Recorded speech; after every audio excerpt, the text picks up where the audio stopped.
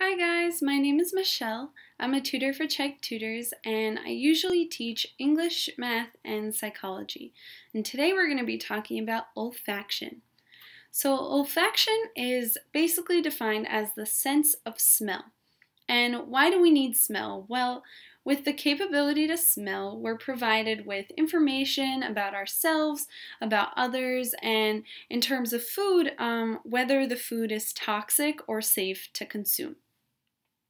And it influences social interactions, reproduction, aggressions, and feeding, and memory. So in humans, olfaction begins in a structure called the olfactory epithelium. And this contains neurons called olfactory receptor neurons. And odorants go up the nose and interact with these olfactory receptor neurons, and they're then transduced into an electrical signal within the epithelium.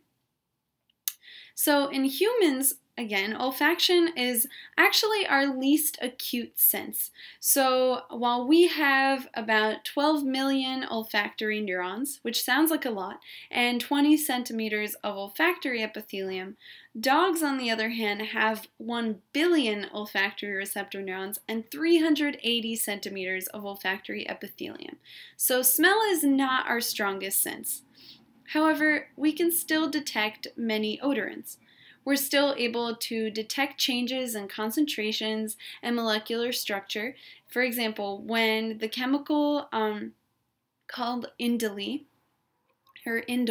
has a high concentration, we smell it as putrid, like a horrible smell. But when it's in low concentrations, we might classify it as actually a floral smell. So concentrations, we're able to detect different smells based on the different concentrations of one chemical. So let me tell you a little bit about this olfactory epithelium. So it has many structures within it. Olfactory receptor neurons, as we talked about before, are kept in this big structure, and they contain ciliated endings that can sense chemical signals when odorants enter the nose. However, because we smell many toxic things throughout the day, throughout our lives, our olfactory receptor neurons have a large turnover rate and they die quite frequently. And so we have these other structures called basal cells. These are stem cells that produce new olfactory receptor neurons, and they replace the ones that we lost.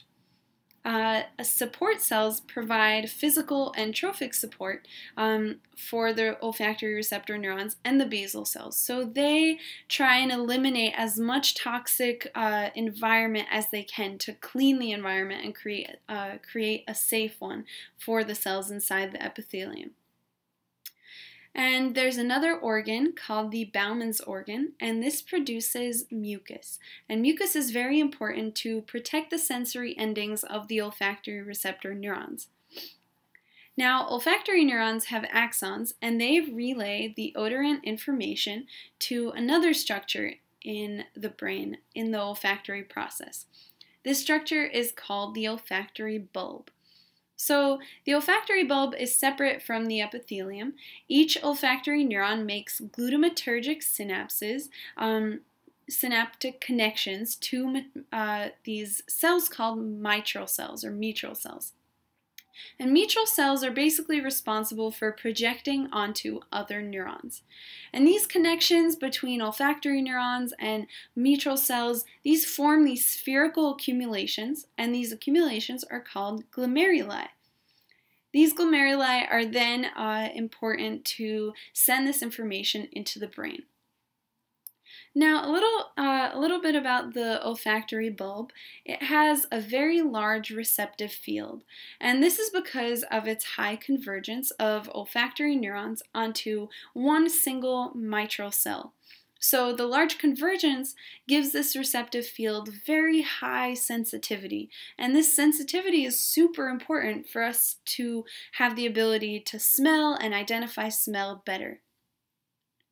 So from the olfactory bulb, the signal is carried with the olfactory tract to different structures in the brain. And so one of the structures is the piriform cortex.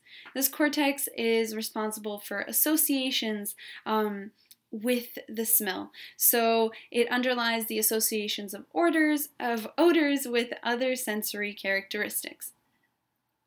Another structure that it projects to is the olfactory tubercle, along with the amygdala and the entorhinal cortex. So the amygdala is responsible for the emotional association with smell, and the entorhinal cortex projects to the hippocampus, which is associated with memory, which is why we sometimes have a very strong connection between smell and memories. So that's a little bit about olfaction. I hope you enjoyed the lesson. Thank you so much for listening. Have a great day.